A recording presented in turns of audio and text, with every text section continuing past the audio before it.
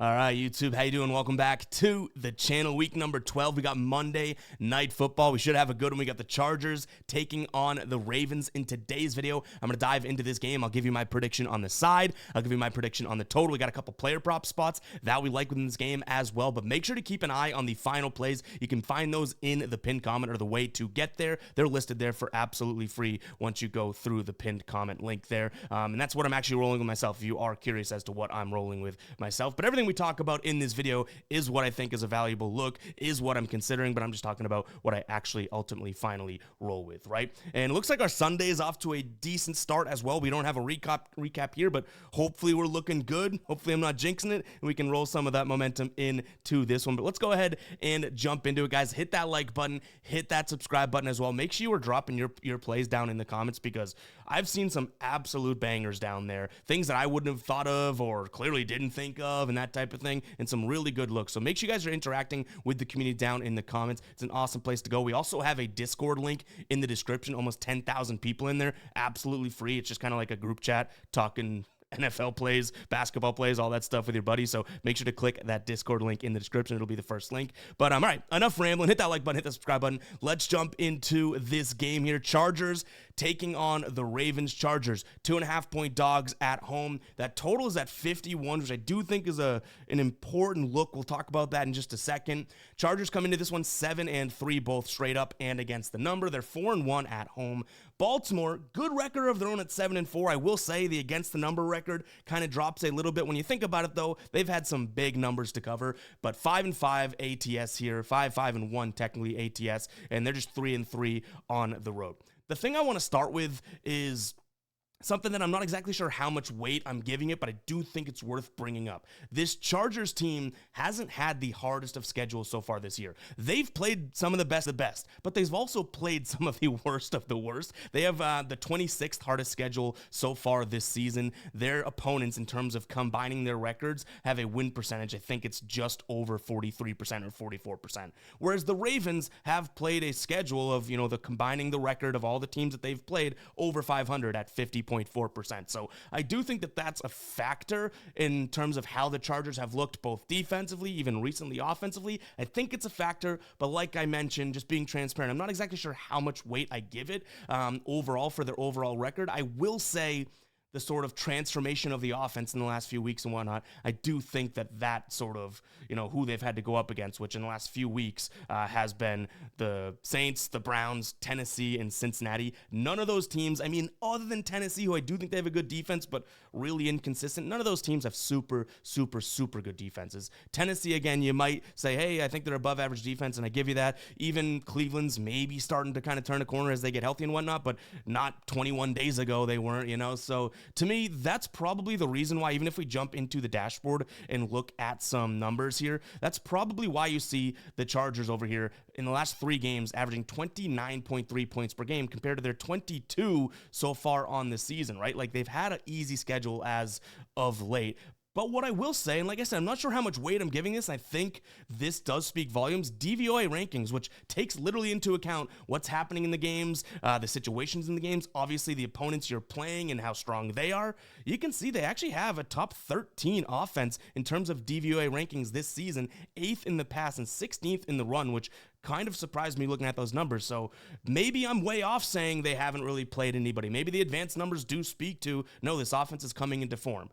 But all that being said, if we are talking about offense, it should be Baltimore all day long, right? I don't think there's a hidden trick question here of who's the better offense. It should be Lamar Jackson, Derrick Henry, Zay Flowers, and the rest of that Baltimore offense, who we talk about the last few games. Well, 30.7 points per game here in the last 3 weeks, 7th in terms of passing yards per game at just under 256. Their rushing yards per game, 116.7. The number 1 red zone efficiency team in terms of scoring touchdowns in the red zone in the last 3 weeks. So yeah, this is obviously a good Ravens offense. No one needs to tell you that. In fact, you look at the season longs on the dashboard over here, other than pass play percentage, they're third to least, right? Everything else is just greened out here. So yeah, this is obviously just a phenomenal offense in the Ravens. So I mentioned that total at 51 and saying that's going to come up later. I do think that the fact that the total is 51 speaks volumes to a Ravens lean here. So I do like the Ravens minus the 2.5 points.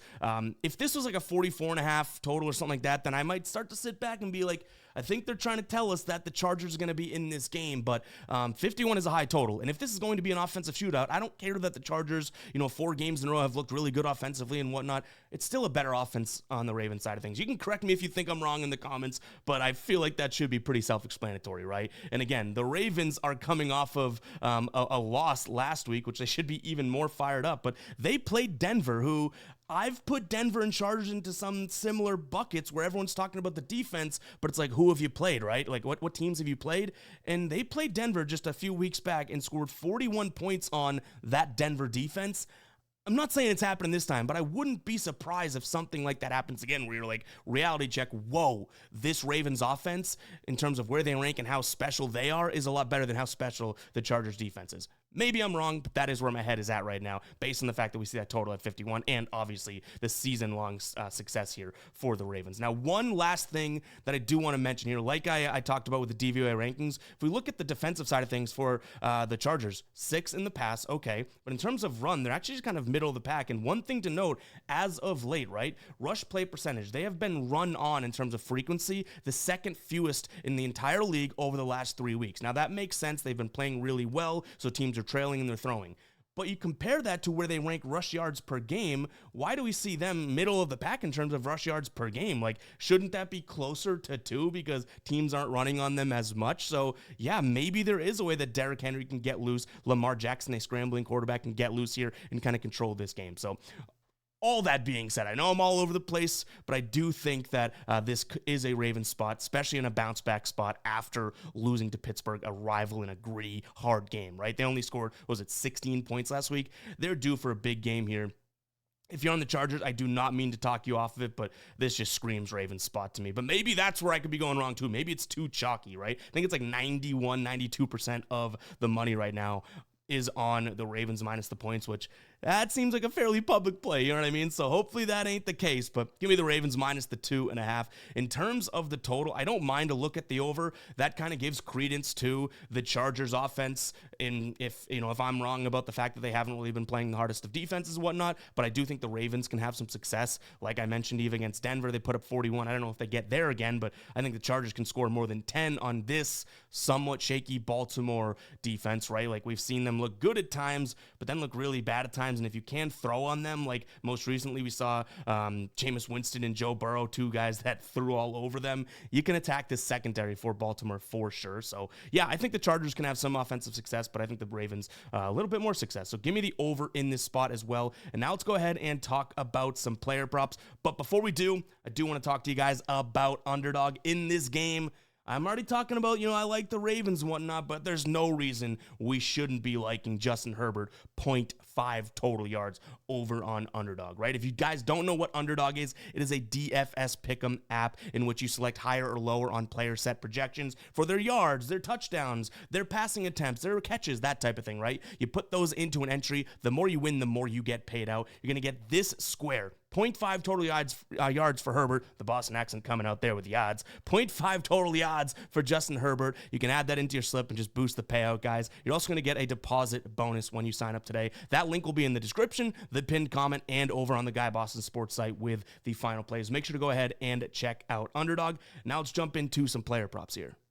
All right, first one we're looking at is going to be Justin Herbert. I like his over 34.5 passing attempts and or his over 21.5 passing completions. Now you look at this and you're like, holy crap, that is a lot of red Ev, right? Why would you like that? Well, I mean, first and foremost, last time they played, which was last season, he had 29 pass completions. You don't want to read too much into that. Sure, passing attempts per game against this Baltimore team, dead last, averaging 39.5. So obviously that is a good spot there. And I already kind of talked about the fact that if the Chargers do want to score points, if the Chargers do want to stay in this game, it's not going to be by them running the ball at the Ravens. Like, that's playing right into their hands. You're going to want to attack that secondary. So I could see this being a nice spot for Herbert to kind of take over. Now, can he struggle and whatnot? Sure. He has hit the over here in 2 games. He's come very close a couple times. But the one thing I'll note is like I already mentioned, a lot of these games in which he's not completing the ball a lot or he's not passing the ball a lot has a lot to do with the fact that, okay, well, they won against Cincinnati. They crushed the Tennessee Titans. They crushed the Cleveland Browns, crushed the Saints, right? Okay, close game against Arizona. All right, close game against Denver. He almost got there. All right, this is the Chiefs. But then you look at that. In these games that, they crushed Carolina, he only has 20.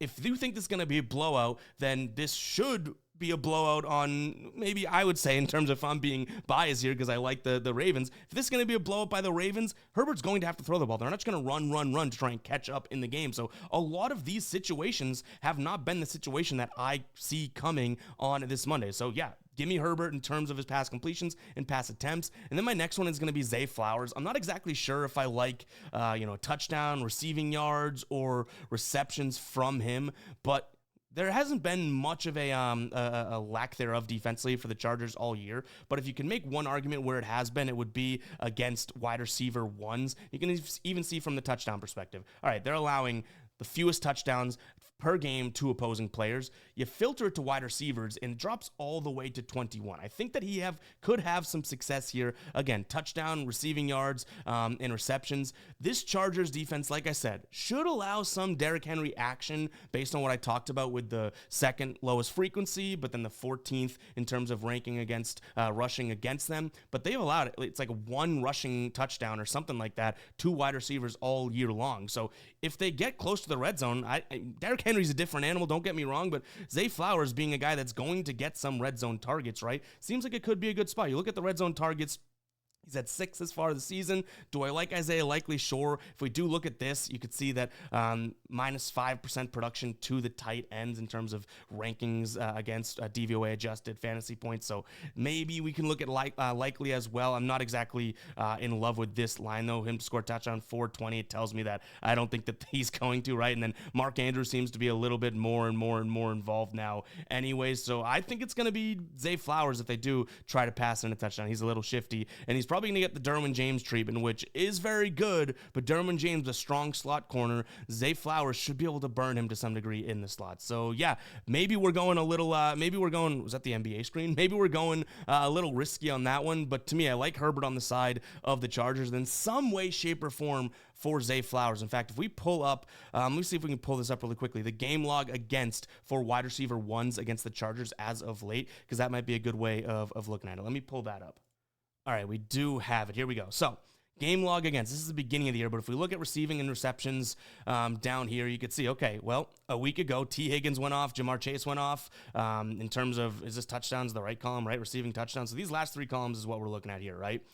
T. Higgins, Jamar Chase, they had 3 combined touchdowns. 2 the week prior, that was Calvin Ridley. We had 1 to Tillman there. Nothing much in against the Saints, but Olave had 107 yards receiving. So as of late, yes, this has been a spot in which wide receiver ones or superstar wide receivers could have their way. So I think for the value there, knowing this is a good defense, you're getting kind of a discount on Zay Flowers. I kind of like it. But guys, that is going to wrap it up for today's show. Hopefully you guys did enjoy. If you made it this far into the video, go ahead and let me know who you think is going to score a touchdown in this game. Like I said, Zay Flowers for me, but I will say the Chargers have been such like a bottleneck for running backs. It would take Derrick Henry to break that tam, you know what I mean? So wouldn't be surprising if Derrick Henry scores, but let me know down in the comments. Make sure you guys are subscribed, hitting that like button, and we'll catch you guys in the next one, all right? Peace out.